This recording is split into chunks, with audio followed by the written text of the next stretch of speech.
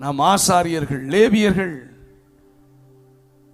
இவங்க யாருன்னா இந்த கண்டுகொள்ளாமல் போன கூட்டம் வேதத்தை கற்று தேர்ந்தவர்கள். யாருங்க சொல்லுங்க? வசனத்தை அடிச்சு விடுற ஆட்கள், உபதேசம் பண்ணுகிற ஆட்கள், சத்தியத்தை அறிந்தவர்கள், ஒரு பெரிய கூட்டம். ஆனால் இவர்கள் காயப்பட்டு குற்றுயிராயிருக்கிற, கள்ளர்களால் காயப்படுத்தப்பட்ட குற்றுயிராயிருக்கிற ஆத்துமாக்களை கண்டுகொள்ளாமல் போகிற ஒரு கூட்டம். வாசிங்க சங்கீதம் 38வது அதிகாரம் 11வது வசனம். சங்கீதம் 38. என் சிநேகிதரும் என் தோழரும் என்னுடைய வாதையை கண்டு விலகுகிறார்கள். என் இனத்தாரும் தூரத்திலேயே நிற்கிறாங்க. போதும் போதும், அவங்களுக்கு மனசே இல்லை. சங்கீதம் ஏசாயா 61ஆம் அதிகாரம் ஆண்டவராய் இயேசுவை குறித்து சொல்லப்பட்டிருந்தாலும் பரிசுத்த ஆவியின் அபிஷேகத்தை பெற்ற ஒவ்வொருவருக்கும் அந்த வசனங்கள் நம்முடைய அனுபவமாக மாற வேண்டும். கர்த்தருடைய ஆவியானவர் எத்தனை பேர் பரிசுத்த ஆவியின் அபிஷேகத்தை பெற்றிருக்கிறீங்க? எங்க உங்களை பார்த்தா கேட்கிறேன். எத்தனை பேர் பரிசுத்த ஆவியின் அபிஷேகத்தை பெற்றிருக்கீங்க? அல்லேலூயாலாம் சொல்ல வேண்டாம், கையை மட்டும் உயர்த்தி காமி சொல்லுங்க. நான் சொல்றதுக்கு பின்னால் சொல்லுங்க, கர்த்தருடைய ஆவியானவர் என் மேல் இருக்கிறார். எதுக்கு சொல்லுங்க? சிறுமைப்பட்டவர்களுக்கு சுவிசேஷத்தை அறிவிக்க, இருதயம் நொறுங்குண்டவர்களை காயம் கட்ட, சிறைப்பட்டவர்களுக்கு விடுதலையை கூற, கட்டுண்டவர்களுக்கு கட்டவிழ்த்தலை கூற. தொடர்ந்து வாசித்து பாருங்க.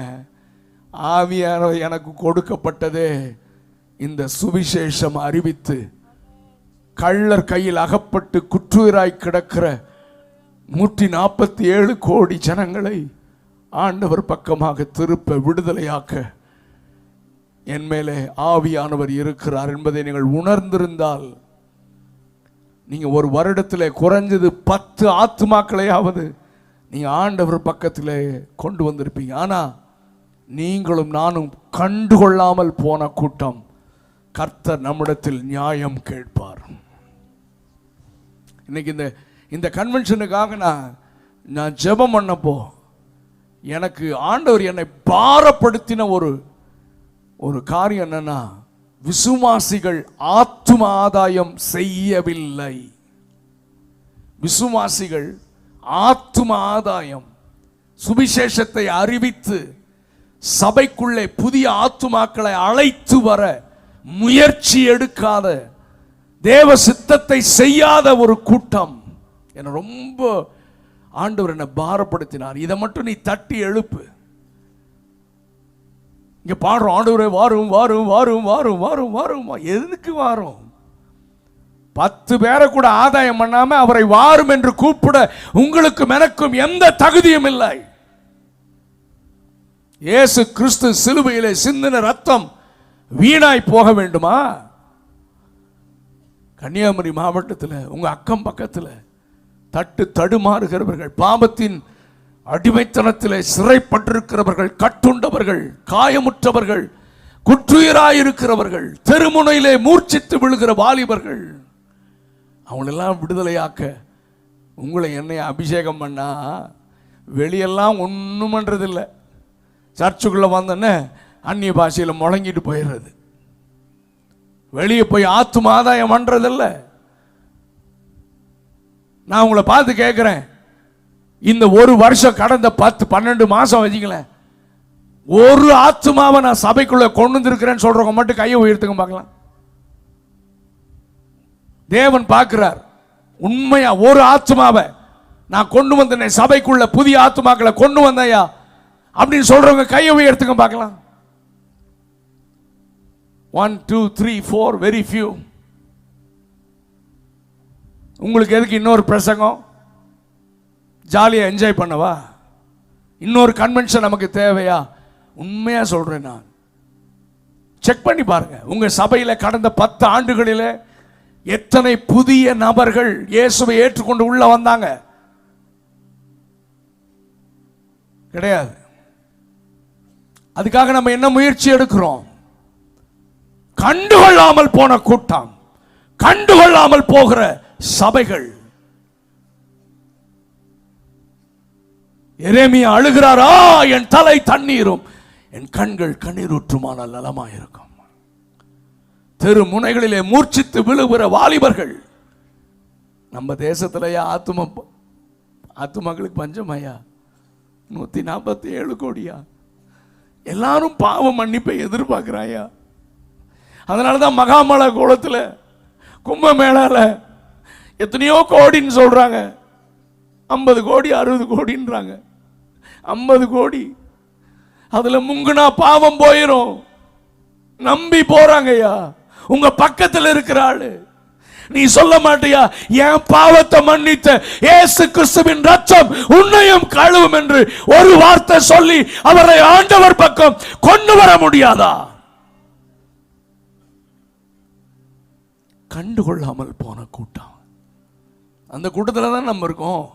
வேதத்தை தெரிந்தவர்கள். Oh my God. Hallelujah. அடுத்த தீர்மானம் நீங்க எடுக்கணும். ஆண்டவரே, இது எந்த மாசம்? மே மாசம் இல்ல, 5 மாசம், இன்னும் 7 மாசம் இருக்கு. 7 மாசத்துல ஒரு 2 பேரையாவது நான் ஆண்டவர்களை கொண்டு வருவேன்னு இந்த கூட்டத்தில் ஒரு தீர்மானம் எடுத்துட்டு போய் ஊழியம் செய்யுங்கம்மா. ஐயா, தம்பி, வாலிப தம்பி, அதை செஞ்சீங்கன்னா பரலோகம் உங்கள் நிமித்தம் மகளும். நரகத்தை காலியாக்கி பரலோகத்தை நிரப்பத்தான் கர்த்தர் என்னை ரட்சித்திருக்கிறார், என்னை அபிஷேகித்திருக்கிறார். சுவிசேஷத்தை வச்சு புதைத்து வைத்து சுவிசேஷத்தை நற்செய்தி அறிவிக்க நான் பின்னால வரேனா? வாசிங்கள் யோபு 19:13. யோபு 19:13. என் சகோதரனை என்னை விட்டு தூரப்படுத்தினார், எனக்கு அறிமுகமானவர்கள் எனக்கு அந்நியராய் போனார்கள். என் பந்து ஜனங்கள் விலகி போனார்கள். என் சிநேகிதரனை மறந்து விட்டார்கள். என் வீட்டு ஜனங்களும் என் வேலைக்காரிகளும் என்னை அந்நியனாக எண்ணுகிறார்கள். அவர்கள் பார்வைக்கு நான் பரதேசியாய் விட்டேன். யாருமே கண்டுக்கல, யாருமே எனக்கு சொல்லல. ஆனால் வேதத்தில் பார்த்தீங்கன்னா அநேக சின்ன சின்ன ஆட்கள். நாகமான் வீட்டில் வேலை சிறை பிடித்து வரப்பட்ட ஒரு சின்ன பெண் ஆண்டவரையும் தீர்க்கதரிசியும் அறிமுகப்படுத்துகிறான். அவன் நிச்சயமா அவள் நம்மள மாதிரி இருந்தா அவள் சொல்லியிருக்க மாட்டா. இவனுக்கு குஷ்டரோகம் வந்து சாகட்டும் நம்ம நினைச்சிருப்போம். ஆனால் அவளுக்குள்ள தேவ அன்பு இருந்ததுனால அவள் தேவனையும் யெகோவா தேவனையும் அந்த தீர்க்கதரிசியும் அறிமுகப்படுத்தி அவனுக்கு அற்புதம் நடப்பதற்கு அவனும் யெகோவா தேவனை விசுவாசிப்பதற்கு ஒரு காரணமாக மாறிவிட்டாள். கரங்களை உயர்த்தி ஒரு அல்லேலூயா சொல்லுங்க பார்க்கலாம். இந்த மாதிரி சின்ன சின்ன பிள்ளைகள், மனிதர்கள்